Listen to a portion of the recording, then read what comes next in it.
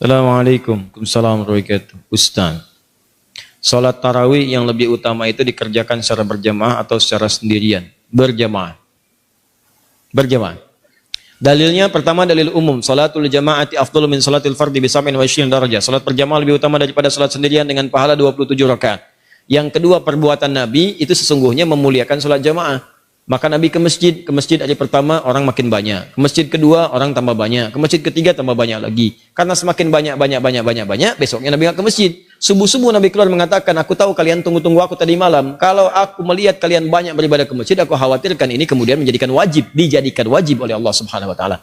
Karena sifat Allah pencemburu. Begitu orang-orang sudah senang dengan ibadah, Allah tidak ingin orang berbelok kepada dunia lagi. Nah, itu di antara sifat kemuliaan Allah Subhanahu Wa Taala. Maka dari itu kemudian Nabi putuskan selanjutnya di rumah. Alasan ke rumahnya bukan ingin sendirian, tapi untuk menghindari jadi beban untuk umatnya. Maka ulama menyimpulkan dalam kaidah usul fiqih dari kondisi ini, yang pertama menyimpulkan bagus, Umar bin Khattab. Di zaman Umar disimpulkan, oh dilihat nih kenapa orang pada ke masjid masing-masing. Ada yang masing-masing, ada yang jamaah di sini. Umar disatukan. Laki-laki diberikan imam sepulan, perempuan diberikan imam sepulan. Terpisah kemudian jadikan berjamaah, semua menyatu. Dari masanya Umar itulah kekinian sampai sekarang berjamaah. Jadi kalau bisa berjamaah itu diutamakan dibandingkan dengan sendirian. Salat yang disebut dengan qiyam. Sifat Nabi saat qiyam itu tenang. Tenang, nyaman, berhenti sejenak di setiap 2 rakaat, berhenti, baca doa. Allahumma innaka afuwun tuhibbul afwa fa'fu anni.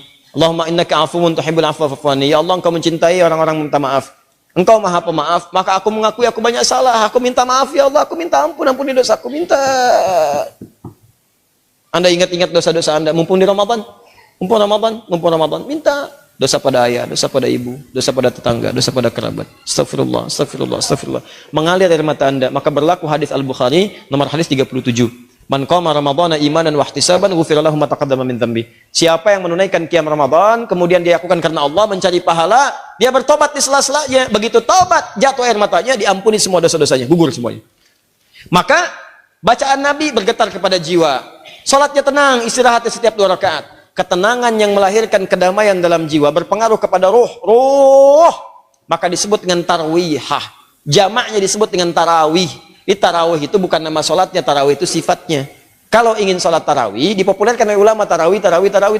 Kalau ingin sholat malam di malam Ramadan, tunaikan dengan tenang, nyaman, jangan buru-buru, santai, supaya ada getaran ke jiwa. Cari imam yang bagus, imam yang khusyuk, membuat Anda enak dalam mendengarkan bacaannya.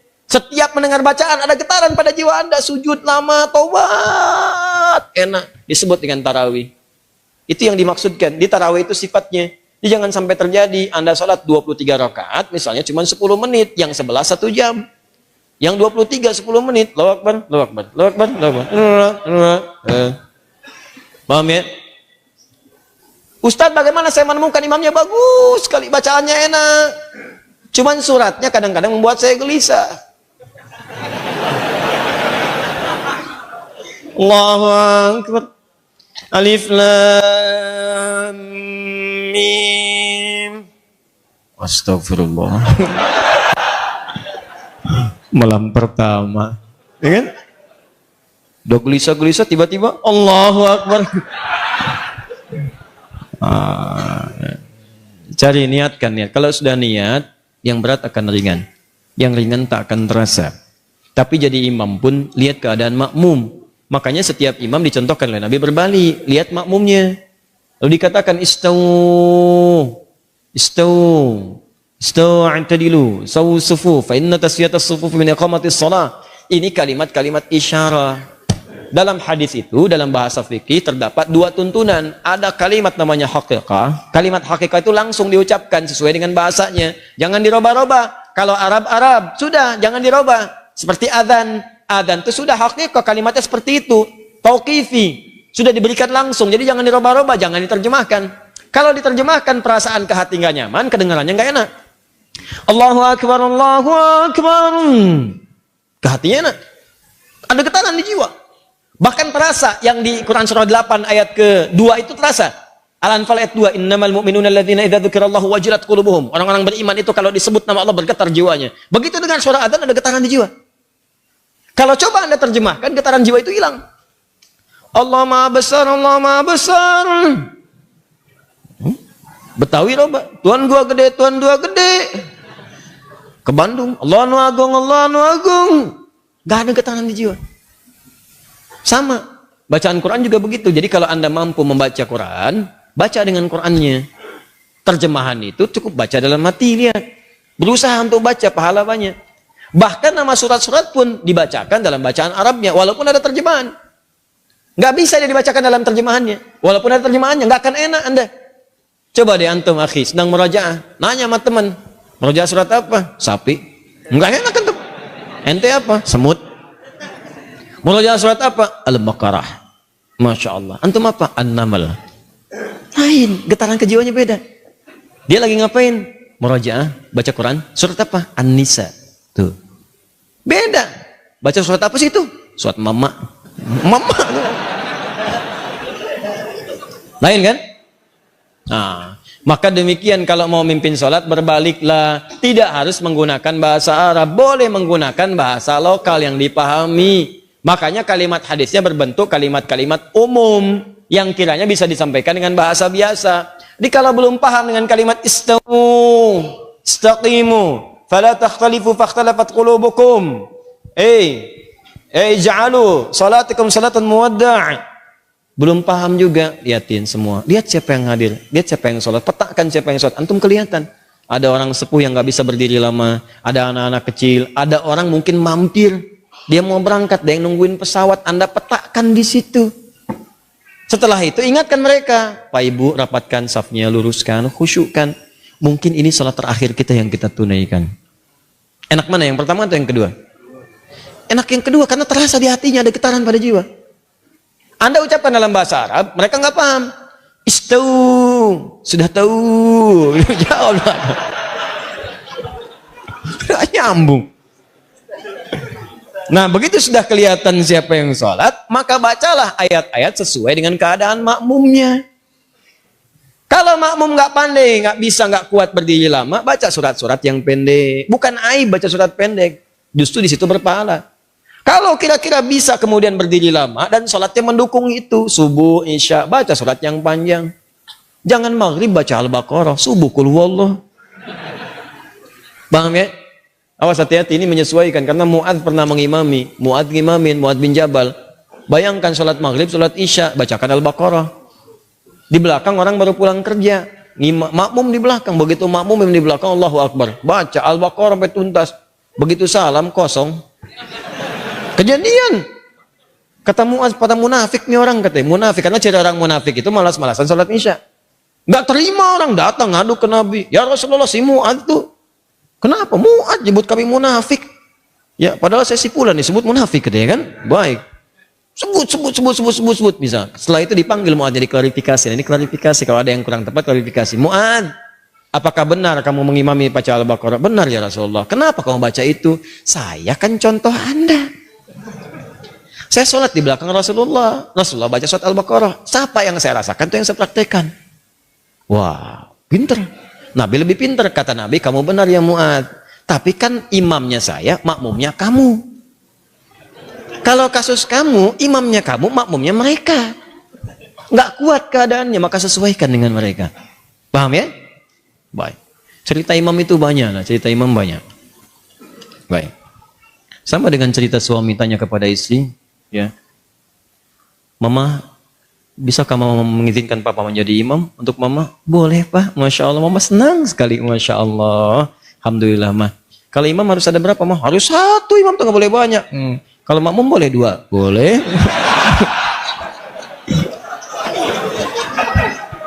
Oh, senang banget sebelah sini tuh. Saya nggak teruskan Bu, saya nggak teruskan. Tenang aja ya Bu, tenang. Belum selesai kisahnya, ntar kapan-kapan kita bahas. Berjamaah atau sendiri? Berjamaah. Mana dalilnya berjamaah? Nabi berjamaah. Nabi kan biasa sholat sunat di rumah. Ini mimbar Nabi, itu rumah Nabi. Dari mimbar ke rumah Nabi 22 meter. Biasanya Nabi sholat di rumah. Tapi waktu tarawih malam Ramadan, Nabi keluar. Sholat dia sendirian. Diikuti oleh sahabat. Malam kedua dia sholat lagi. Makin ramai sahabat. Malam ketiga dia sholat lagi, makin ramai sahabat. Malam keempat sahabat sudah kumpul, Nabi tak datang. Besok pagi Nabi tanya sahabat, ya Rasulullah, tadi malam kami kumpul, kenapa engkau tak datang? Khasyitu an tufrada alaikum, aku khawatir kalau aku keluar tiap malam nanti menjadi wajib, kalian tak sanggup. Maka makna Nabi keluar 3 malam itu maknanya solat tarawih itu sunnat, bukan dalil solat tarawih cuma 3 malam. Jangan nanti bapak ambil dalil ini bulat-bulat, malam keempat dah tak ke masjid lagi. Pak, kenapa bapak tak ke masjid? Khasyitu an tufrada alaikum, aku takut nanti jadi wajib, maka aku 3 malam aja. Oh, bukan begitu. Makanya jangan baca hadis pahami sendiri, baca penjelasan ulama. Masalah salat sunat tarawih maka dilaksanakan berjamaah. Siapa yang salat bersama imam, man shalla ma'al imam, salat bersama imam sampai selesai, kutiba lahu qiyamul lailah, maka dia sudah dapat pahala seperti salat sepanjang malam. Nah, ikuti sampai terakhir imam. Bagi yang di An-Nur yang paling afdal ikut sampai 23, itu yang afdal. Bagi yang geng 8 baik juga. Kan An-Nur ini terbagi 2 geng nih sekarang, geng 8. Habis itu dadah, balik pulang. Yang paling bagus sampai habis baru bantap. Lah dia tidak mengerti apakah sholat tarawih harus pakai Bilal. Bilal itu ngasih komando itu loh, 4 rakaat berhenti itu. Bilal itu tidak harus. Bilal itu kan nama Nabi, nama nama sahabat Nabi yang yaitu tukang adzannya Rasulullah.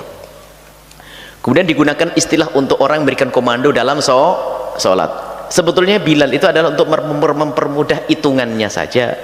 Kalau udah pakai Bilal itu imamnya pusing, sudah suruh ngitung, suruh jadi imam pusing. Jadi kalau Bilal itu ada bantu saling tolong menolong, karena sholatnya itu bukan 2 rakaat 4 rakaat tapi 20 rakaat. Jadi Bilal itu hanya sekedar untuk mempermudah hitungan, dan bacaannya Bilal pun bisa saja mungkin Anda rubah dan bukan bid'ah. Misalnya apa, setiap 2 rakaat kita baca Quran 1 juz atau sholawat 2000 kali, boleh. Tidak harus dengan itu, tidak harus. Nggak pakai Bilal pun juga sah-sah saja. Bilal itu, dan bukan bid'ah juga Bilal itu. Sebagian orang itu berlebihan, dikit-dikit bid'ah, semuanya jadi bid'ah. Umat Islam ahli bid'ah semuanya ini. Bilal itu untuk ngitung, cuman kan tidak enak kak, bapak-bapak ini rakaat yang keempat, kan dia ajib, tidak ada pahalanya. Kan paling enak ini adalah Sayyidina Ali bin Abi Thalib biar tambah cinta, kemudian Sayyidina Umar bin Khattab agar tambah cinta. Masa pakai bilangan rakaat keempat, rakaat keenam, rakaat ke-8. Jadi itu boleh-boleh saja. Kalau seandainya pakai rakaat keempat juga sah, nggak apa-apa, cuma tidak ada pahalanya kan gitu ya. Pahalanya ngasih tahu aja, pahala zikirnya nggak ada. Tapi para ulama mengajari biar ngomongnya yang benar. Jadi Sayyidina Imam Ali bin Abi Thalib yang pertama, Abu Bakar, Umar, Uthman, kan 4 kemudian 4 kali 4 berarti 16, ditambah lagi selesai 20. Hitungannya gampang. Kalau sudah Abu Bakar As-Siddiq, kalau Ali bin Abi Thalib sudah seneng itu, hampir selesai kan gitu. Itu hitungan saja. Jadi boleh dan sah-sah saja tanpa adanya Bilal, karena itu sebenarnya hanya untuk membantu untuk kita menghitung sholat tersebut. Jadi boleh Anda sholat, misalnya Anda sip malam, makanya kami himbau kepada siapapun yang memang pekerjaannya adalah pas bebarengan dengan taraweh, tetap taraweh jangan Anda tinggalkan. Dia juga himbau kepada anak-anak yang lagi haris menjaga, orang pada taraweh yang lain haris jaga, jangan sampai tidak taraweh, mending kamu cicil saja tarawehmu berdua saja, karena sambil jaga di sana 2 rakaat, pindah sana 2 rakaat, pindah sana 2 rakaat, keliling. Jadi jangan sampai nanti giliran jaganya selesai mau taraweh dijamin ngantuk itu. Jadi mumpung sambil jaga gantian 2 rakaat gantian. Jadi nanti pas selesai. Dan boleh sholat taraweh sendiri juga sah, bagi dua sah, cicil. Termasuk yang pulang kerja dan sebagainya, sholat isya di tempat kerja, pulang di atas kendaraan, taraweh di atas mobil, nggak pakai Bilal. 20 rakaat boleh, 36 rakaat juga boleh kalau mau lebih. Jadi boleh Anda melakukan taraweh di atas kendaraan Anda, sebab kalau sudah sampai di rumah mungkin kedahuluan ngantuk karena setelah perjalanan jauh, kemudian setannya double, bantalnya juga goda kalau sudah sampai di rumah. Jadi di atas kendaraan Anda bisa melakukan sholat Allahu Akbar, Allah biasa, Allahu Akbar. Kiblatmu adalah arah kendaraanmu. Jadi sudah sholat di tempat kerja, pulang jam 9 malam, sampai di rumah kan jam 11 malam, 2 jam perjalanan. Itu untuk sholat tarawih sudah lebih gitu, karena sholat tarawih di atas kendaraan paling banyak, paling banter itu hanya 30 menit, 40 menit, 20 rakaat. Kalau Anda pakai khataman juzan baru nanti 1 juz 1 jam setengah. Baik, ini kemudahannya. Jadi kalau Anda sip-sipnya ada sip-sipan, kemudian pas giliran Anda kerja, Anda tidak bisa melakukan tarawih berjamaah, Anda hendaknya tetap melakukan tarawih biarpun dengan sendiri di rumah Anda ataupun di atas perjalanan Anda, atau berdua dengan kawan Anda. Pakai Bilal nggak pakai Bilal, tetap pahalanya ada. Warahmatullahi wabarakatuh. Assalamualaikum. Allahumma shalli ala sayyidina Muhammad wa ala ali sayyidina Muhammad. Buya mau tanya, posisi saya sekarang lagi bekerja di Malaysia. Sistem kerja di pabrik saya itu shift pagi sama shift malam, dan ada kemungkinan kalau shift malam saya gak bisa ikut melaksanakan sholat taraweh karena jadwal break itu pukul 10, dan di pabrik saya pun gak ada yang melaksanakan sholat taraweh berjamaah. Buya bagaimana solusinya? Ada kawan saya yang menyarankan untuk sholat taraweh sendiri, tidak berjamaah. Itu bagaimana hukumnya dan bagaimana tata cara yang benarnya? Terima kasih. Wassalamualaikum warahmatullahi wabarakatuh. Waalaikumsalam warahmatullahi wabarakatuh. Ada beberapa sholat sunnah yang memang dianjurkan dengan berjamaah, seperti sholat hari raya Idul Adha, Idul Fitri, dan Qiyamul Lail fi layali Ramadan, dan sholat di malam Ramadan. Karena kisah pertama sholat tarawih itu adalah Nabi yang melakukan. Nabi melakukan sholat diikuti oleh sahabat Nabi. Hari pertama, hari kedua, hari ketiga, sampai hari keempat Nabi tidak keluar. Dan bilangannya tidak disebutkan di sini. Maka jangan Anda mengklaim 20 rakaat adalah bilangannya Nabi atau 8 bilangannya Nabi. 8 bukan bilangannya Nabi, 20 juga bukan bilangannya Nabi, tapi dua-duanya adalah mengamalkan Qiyamul Lail. Baca nanti buku saya. Kadang orang memastikan 20 bilangan Nabi, tidak. Bilangan Nabi bukan 20. 8 juga bukan bilangan salat tarawih Nabi. Adapun 8 dan 3 itu adalah witirnya Nabi. Baik. Sehingga para nanti adalah kenapa ulama mengambil yang 20, ini babnya tarawih. Kalau Anda bisa sebisa mungkin lakukan dengan sholat berjamaah. Kenapa? Kalau berjamaah itu ringan, sebab dijamin deh kalau sholat sendiri itu mulai dari ngebutnya pasti tambah, ngantuknya juga tambah, semangatnya juga kurang. Itu kalau sholat sendiri. Maka dengan berjamaah itu terasa semangat bareng-bareng. Tapi kalau mungkin Anda punya pekerjaan yang kerjaan itu menyita waktu Anda sehingga mungkin Anda akan ketinggalan tarawih berjamaah, Anda jangan ketinggalan tarawih. Anda lakukan tarawih sendiri. Bahkan kami beri ilmu yang lebih mudah lagi. Di sepanjang perjalanan, mungkin Anda pulang kerja dalam jam 7, Anda mau ngebut seperti apapun di rumah Anda tidak akan ngejar. Kalau Anda tarawih di tempat, kemalaman sampai di rumah karena rumahnya jauh, maka Anda di atas kendaraan, lakukan sholat tarawih di atas kendaraan. Ini ilmu. Nabi melakukan sholat ala dabati di atas kendaraan, Nabi melakukan sholat di atas ontanya, dan kiblatmu adalah kiblat arah kendaraanmu. Cukup duduk di atas kursi melakukan sholat Allahu Akbar. Sholat tarawih sendiri boleh, berjamaah di mobil, imam suamimu jadi imam sambil nyopir. Gerakannya nggak membatalkan karena gerakan yang dibutuhkan ini.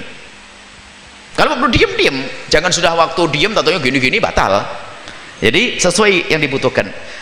Rukuknya cukup merunduk, sujudnya merunduk lebih rendah lagi. Dan ini bukan sholat tarawih saja. Wahai hamba yang diberi oleh Allah kemudahan, punya mobil dan sebagainya, jadikanlah mobil Anda musola sepanjang Anda pergi, dan ingat setiap tempat yang Anda lewati itu akan menjadi saksi sholat Anda. Dan khususnya sholat sunnah juga dihimbau dan disunahkan agar Anda tidak menempati satu tempat. Iton itu sebagian ulama mengatakan makruh. Jadi kalau Anda sholat sunat hendaknya pindah-pindah, di masjid pun hendaknya pindah. Kalau jamaah ya paling bagus sop yang pertama, paling bagus yang paling dekat dengan imam. Tapi kalau sholat sunnah tidak, pindah-pindah dari pojok sana pojok sini. Makanya kalau Anda duduk dengan orang alim lalu Anda sholat duduk dengan mereka, kemudian setelah sholat sunat ke orang alim menarik Anda, itu tukar tempat, itu sunnah. Makanya orang tidak ngerti tukar tempat, ngapain pindah-pindah. Nah ini kalau tukar tempat itu sunnah. Anda tukar tempat, pindah-pindah. Maka rumah Anda pun yang Anda gunakan sholat sunat jangan di musola saja. Anda mungkin di dapur, Anda mungkin di tiang. Kalau Anda punya tiangnya 6, 2 rakaat ngadep ke tiang ini, 2 rakaat ngadep ke sesuatu itu sunnah, namanya sutratul musalli. Ngadep ke tiang sunnah, ngadep ke tembok sunnah, ngadep ke kursi sunnah. Jadi biar tidak ada yang ganggu nanti. Nah, kalau kursimu 16 kali 2, nah, kursi ini 1, 2, Masya Allah, nyiasati kemalasan. Saya pemalas begitu. Kalau saya tidak nyiasati mungkin jarang sholat juga. Jadi kalau ada tiang ini 1, 2, 3, 6 ya sudah 2. Ini. Kamarnya anaknya 4. Nah, ya sudahlah. Saya sambil ngeliat anak-anak, masuk kamar anak saya, sholat 2 rakaat sambil doain Allahu Akbar, doain. Pindah lagi kamar sebelahnya, doain. Kemudian sebelahnya, oh setiap hari Anda minimal 8 rakaat, hebat kan? Nah, ini. Dan pindah-pindah tempat adalah sunnah seperti itu. Jadi tadi yang bertanya, Anda tetap hendaknya melakukan sholat tarawih, baik Anda lakukan di perjalanan, dan kadang lebih bagus Anda lakukan di perjalanan. Karena apa?